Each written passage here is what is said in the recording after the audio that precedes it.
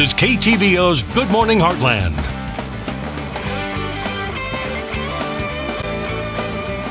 And welcome back. We hear of concerns about individuals getting near retirement and not being prepared. And we also hear of concerns about Social Security. Can individual retirement accounts help? We have Jeff Romine here this morning to sort it all out for us. How are you doing? I'm good. How are you this morning? I'm doing great. So the main question is, can individual retirement accounts be helpful? Oh, absolutely.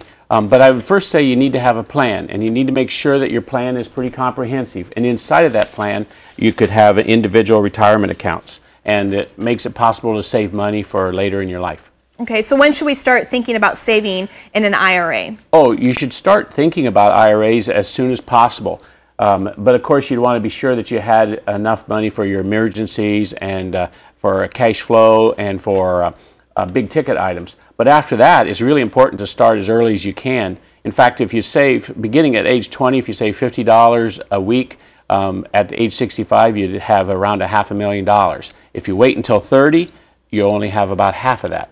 Wow. And I always say that I'm going to start, saving 20 bucks every paycheck, and then I never do. So with you saying that amount, I'm going to start saving. So who's eligible to contribute, and how much can they contribute? Well, many people are eligible, and you must have earnings or income, or you must be married to someone with earnings or income. And then the limit is $5,500 if you're under 50, or $6,500 if you're over 50. Now, if you're already covered by a pension, or if you're a high earnings individual, then there are some limits, and you'd want to talk to your tax advisor about that. Okay. So for those who have heard of an IRA but aren't really familiar with them, how do they work? Well, there are two IRAs. One is the traditional IRA, and the other is the Roth IRA. And with the traditional IRA, you're allowed to reduce your income in the year that you make the contribution, and you also reduce your income taxes in that year. And then later on, hopefully you'd be, when you recognize those earnings, then you would be increasing your income and paying taxes then. But hopefully that's at a lower rate because of as time goes by. Now with the Roth, you would have a situation where you'd pay the taxes now, and then later on as it grows, you'd never have any taxes to pay on any of the earnings inside your Roth IRA. And that makes the Roth, one or both tools can be used for planning for retirement. Interesting. So what kind of investments can you make in an IRA? Well, first off, the term IRA is an IRS term, and it's a description of the tax status of an investment. So virtually all investments or many investments are available to be owned inside of an IRA.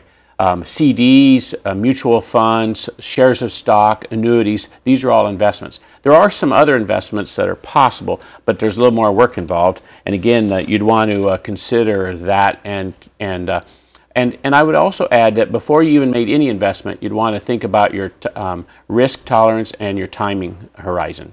Okay.